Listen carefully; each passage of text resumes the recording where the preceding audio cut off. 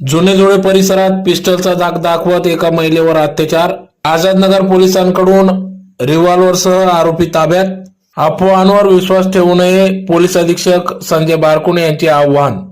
याबाबत वृत्त असे की धुळे शहरातील सुभाषनगर भागात राहणाऱ्या एका व्यक्तीने सकाळच्या सुमारास याच भागात राहणाऱ्या महिलेला पिस्टलचा दाग दाखवत तिच्यावर अत्याचार केल्याची धक्कादायक घटना घडली असून या प्रकरणी आझादनगर पोलीस ठाण्यात गुन्हा दाखल करण्यात आला असून पोलिसांनी आरोपीला तात्काळ अटक करत त्याकडून तसेच संबंधित ठिकाणावरून पिस्टल देखील जप्त करण्यात आले असून या संदर्भात 376 आर्म ऍक्ट नुसार गुन्हा दाखल करण्यात आला असून अफवांवर विश्वास ठेवू नये असे आवाहन धुळे जिल्हा पोलीस अधीक्षक संजय बारकुणे यांनी केले आहे.